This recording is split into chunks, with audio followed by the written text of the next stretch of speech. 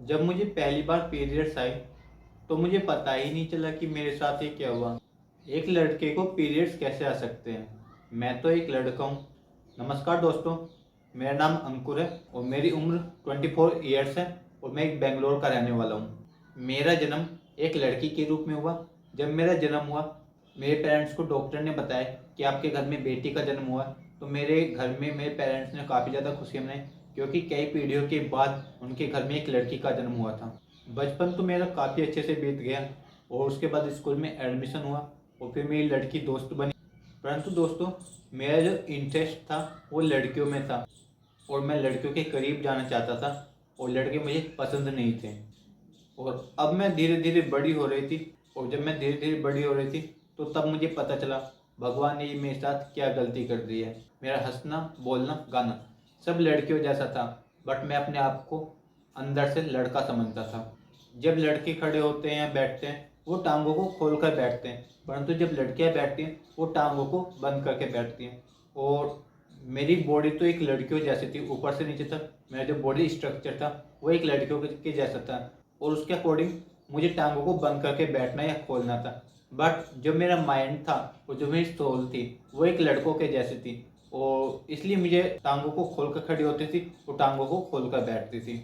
और इस वजह से मेरे पेरेंट्स ने, टीचर ने और मेरे फ्रेंड्स ने मुझे काफ़ी ज़्यादा समझाया कि लड़के जो होती हैं हमेशा टांगों को बंद करके खड़ी होती हैं फिर बैठती हैं और लड़के टांगों को खोल कर बैठते हैं। तुम एक लड़की हो तो तुम्हें इसलिए टांगों को बंद करके बैठना चाहिए।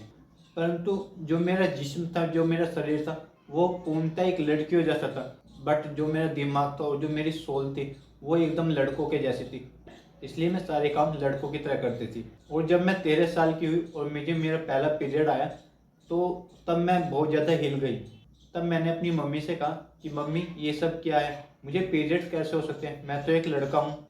तब मेरी माँ कुछ कह नहीं पाई उस टाइम पर और वो चुपचाप खड़ी हो गई, वो पूरी तरह से सहम गई और उसने मुझे कहा कि बेटा ये तो सब नॉर्मल है, सभी को इन स्टेजों से गुजरना पड़ता है। और उसके बाद फिर मेरी माँ ने बात बदल दी।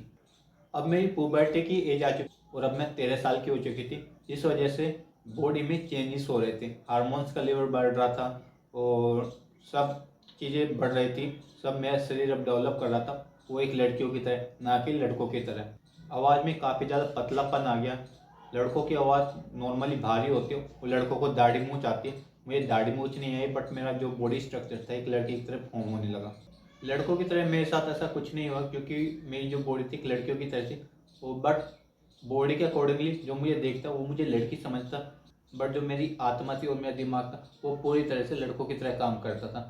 मैं उस टाइम पर समझ नहीं पा रहा था कि मैं क्या करूं, क्योंकि नॉर्मली लड़कों के दिमाग में काफ़ी ज़्यादा खुरापाती चलती रहती है, वो ऊट पटांगे चीज़ करते रहते हैं। सोच रहा था जब मैं बड़ा होऊंगा मैं गर्लफ्रेंड बनाऊंगा काफ़ी ज़्यादा, और अब कोई भी लड़की मेरी तरफ देखती भी नहीं थी। और अब जैसे जैसे मैं बड़ा हो रहा था उसी तरह धीरे धीरे मेरी सारी सहेलियाँ मुझसे दूर होने लगी। वो मुझसे ये कहती तुम एक लेस्बियन हो, तुम एक नॉर्मल लड़की नहीं हो। मेरे लिए ये जो टाइम था काफ़ी ज़्यादा संघर्षपूर्ण रहा, बहुत ज़्यादा मुश्किलों से भरा था। ये टाइम मेरे लिए इजी नहीं होने वाला था, बहुत ज़्यादा मुश्किलें थी इस टाइम पर। मैं समझाती तो किसको समझाती कि मैं एक लड़का हूँ, जिसे देखकर मेरे पेरेंट्स भी काफ़ी ज़्यादा परेशान रहते थे। और अब मेरी उम्र 13 से 18 साल हो चुकी थी और एक दिन मैंने इंटरनेट पर देखा कि जेंडर को भी चेंज किया जा सकता है, मतलब लड़के भी लड़की बन सकते हैं और लड़की भी लड़के बन सकते हैं। फिर मैंने इस पर बहुत ज़्यादा रिसर्च की कि किस तरह से होगा, कहाँ पर होगा, कैसे होगा और कितना खर्चा होगा जेंडर चेंज कराने के लिए।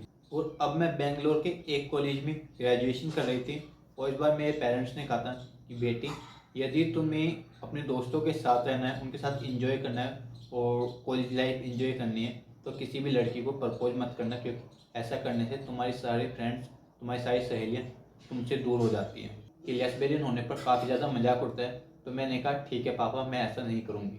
फिर मैंने अपने पेरेंट्स को जेंडर चेंज होने के बारे में बताया कि पापा यहाँ पर एक हॉस्पिटल है और यहाँ पर जेंडर चेंज हो सकता है। वो लोग सर्जरी कर कर जेंडर चेंज कर देते हैं। तब मैंने हाथ जोड़ कहा प्लीज़ पापा करा दीजिए, मुझे एक लड़का बनना है। फिर मेरे पापा ने कहा ठीक है, अभी 2 साल बाद कराएंगे। वो 2 साल का टाइम मेरे लिए काफ़ी ज़्यादा लंबा था और मैंने कैसे कैसे करके वो 2 साल काटे। जब वो 2 साल पूरे हो गए तो मैं अपने पेरेंट्स के साथ हॉस्पिटल गई जेंडर चेंज करने के लिए। और अब डॉक्टर ने बताया कि इस सर्जरी के बाद यह बिल्कुल लड़का बन जाएगी मतलब मेरा शरीर भी अब मेरी आत्मा और दिमाग की तरह हो जाएगा और अब मैं पूरी तरह से लड़का बन जाऊंगा और मेरे भी अब लंबी लंबी दाढ़ी मूछें आ जाएंगी और आवाज़ में भारीपन और सबसे इम्पोर्टेंट चीज़ आप खुद ही समझ जाएंगे। फिर इस सर्जरी के बाद मैं अपनी गर्लफ्रेंड भी बना पाऊंगा, डेट पर भी जा पाऊंगा और सारी पाबंदियां खत्म और मैं पूरी आज़ादी के साथ फिर जी पाऊंगा और पूरी स्वतंत्रता मिलेगी। और ग्रेजुएशन का लास्ट ईयर भी कंप्लीट हो गया, मैंने ग्रेजुएशन के एग्ज़ाम दिए, फिर उसके बाद मेरा ट्रीटमेंट शुरू हो गया, फिर मेरी काफ़ी लंबी सर्जरी भी हुई, फिर मैं उसके बाद लड़का बन गई और अब मेरी एक गर्लफ्रेंड भी है और मैं क्लब भी जाती हूँ बिना रोक टोक के और वो सारे काम करता हूँ जो एक लड़की नहीं कर सकती। अगर मैं देर रात घर के बाहर भी रहूँ तो पेरेंट्स को भी कोई चिंता नहीं होती क्योंकि अब मैं एक लड़का बन चुका हूँ। दाढ़ी मूंछ है, आवाज़ में भारीपन है और वो सब कुछ है जो एक लड़के के पास होता है। इस बात पर मेरे पेरेंट्स ने भी काफ़ी ज़्यादा सपोर्ट किया और तो और सभी लोग काफ़ी ज़्यादा खुश हैं मेरे इस डिसीजन से और मुझे अब किसी बात का अफसोस भी नहीं है। दोस्तों, ये थी मेरी कहानी, एक लड़की से लड़का बनने की पूरी जर्नी। तो दोस्तों, इस जर्नी में मैंने खूब ज़्यादा सारे लोगों के ताने सुने वगैरह वगैरह और मुझे लोग बात चिढ़ाने लगे, लेस्बियन कहने लगे, ना जाने कितने नामों से मुझे बुलाया गया।